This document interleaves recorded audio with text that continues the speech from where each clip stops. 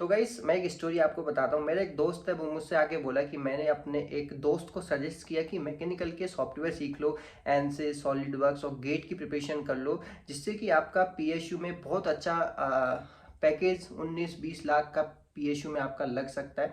But उस student ने मना कर दिया। उसने बोला कि मुझे तो बस आईटी कंपनी में जाना है, मुझे कोडिंग सीखनी है और अच्छा प्लेसमेंट मुझे लेना है। तो इसके ऊपर मैं एक चीज़ आपको बताना चाहता हूँ। देखिए, बहुत से लोगों का एक पैशन बन चुका है कि अपनी जो कोर ब्रांच है उससे भटक के सीएसई की तरफ जा रहे हैं और कोडिंग सीख रहे हैं। और उनको लगता है कि जो अच्छे अच्छे जो पैकेज जो देती हैं 30-35 लाख जो पैकेज आईटी कंपनीज देती हैं वो शायद उन्हें मिल जाए। तो इस चीज़ के मैं कुछ डिसएडवांटेज आपके साथ में डिस्कस करने जा रहा हूँ, जिससे कि आपको पता हो कि क्या एक्चुअल में रियलिटी है इस चीज़ की, जिससे कि आप अपनी जो कोर ब्रांच है, मैकेनिकल हो गई, आपकी कोई भी इलेक्ट्रिकल हो गई, केमिकल हो गई, कोई भी कोर ब्रांच है उस पे आप स्टिक रहें और उससे रिलेटेड भी आप सॉफ्टवेयर सीखें। बहुत अच्छी अपॉर्चुनिटी है आपकी ब्रांच में, वो भी आपको पता होनी चाहिए। तो देखिए, नंबर वन जो डिसएडवांटेज है कोर का होके आप सीएससी की सॉफ्टवेयर सीखने के या कोडिंग लैंग्वेज या प्रोग्रामिंग लैंग्वेज सीखने के क्या डिसएडवांटेज हो सकते हैं। नंबर वन पे ये कि सबसे पहले तो मैं आपको बता दूं कि जो बड़ी बड़ी कंपनीज आती हैं जो 30-35-40 लाख का सीटीसी देती हैं वो आपको शायद एलिजिबल ना करें, वो प्योर सीएससी के स्टूडेंट को एलिजिबल करें। सेकंड, आप जो सीएससी का स्टूडेंट है वो 4 साल में उन चीज़ों को पढ़ता है जो आप सोच रहे हो कि आप में 1-2 महीने में या 6 महीने में उन प्रोग्रामिंग लैंग्वेज को सीख लूंगा, तो इतना ज़्यादा आप नॉलेज शायद नहीं ले पाओ। तो इस वजह से जब आप कंपनी में जाओगे, आपने मान लो कोई सीएससी की कंपनी ज्वाइन कर ली, तो कंपनी में जाने के बाद में आपको प्रॉब्लम हो सकती है क्योंकि वहाँ पे आपको सिखाने वाला कोई नहीं होगा। आपको खुद से ही प्रॉब्लम को सॉल्व करना पड़ेगा और आपकी परफॉर्मेंस भी शायद डाउन हो जाए, तो यहाँ पे आपको प्रॉब्लम आ सकती है।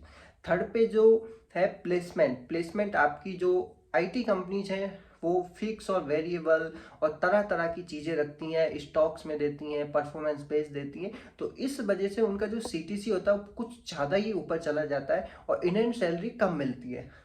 और इसके बजाय में कोर कंपनी जो हमारी मैकेनिकल की प्यारी प्यारी कंपनीज होगी, ऑटोमोबाइल सेक्टर हो गई, पीएसयूज होगी, उनका फिक्स अमाउंट ही होता है और इन्हें सैलरी काफ़ी अच्छा मिलता है। चौथा, वर्किंग कल्चर की मैं बात करूं, आप मैकेनिकल आपने ब्रांच लिए, आपने 4 साल मैकेनिकल को पढ़ा है, 4 साल उसको अच्छे से समझाए, तो आप मैकेनिकल की कोर अगर कंपनी में जाते हो तो आप अच्छा परफॉर्म कर पाओगे, उस चीज़ को बेहतर तरीके से समझ पाओगे, आपको वहाँ पे कोई प्रॉब्लम नहीं होगी। और वर्किंग कल्चर जो होता है कोर कंपनी का काफ़ी अच्छा होता है। इसके अलावा आईटी कंपनीज में आपको नाइट शिफ्ट्स करनी पड़ सकती है और लेट नाइट काम करना पड़ सकता है, सिस्टम के सामने, डेस्कटॉप के सामने बैठा रहना पड़ सकता है। एक तरीके से आप अपनी फील्ड को पूरी तरह से चेंज कर लोगे। कोर कंपनी मैकेनिकल से आप एक सीएससी या सॉफ्टवेयर इंजीनियर बन जाओगे। सो अगर आपको ये करना ही है तो डेफिनेटली आप कर सकते हो, मेरी कोई मना नहीं है, बट इस चीज़ के आपको डिसएडवांटेज पता होने चाहिए, क्या क्या डिसएडवांटेज हो सकते हैं। तो बहुत से स्टूडेंट हैं जो मैकेनिकल के सॉफ्टवेयर्स को ना सीख के मैकेनिकल में अपना मन ना लगा कि सीएससी की तरफ मैकेनिकल ब्रांच होते हुए भी सीएससी कोडिंग इन सब के पीछे भागते हैं। तो ये वीडियो बनाने का मेन मकसद मेरा यही था। मैकेनिकल में मैं आपको बता दूं अच्छे सॉफ्टवेयर्स हैं। गेट एक बहुत ही अच्छा एग्जाम है पीएसयूज के लिए। आप पीएसयू में 17-18-19 लाख तक का आप सीटीसी ले सकते हो, बहुत ही अच्छी लाइफ है, इनमें आप जा सकते हैं। मैकेनिकल में आप सॉफ्टवेयर एनसिस हो गया,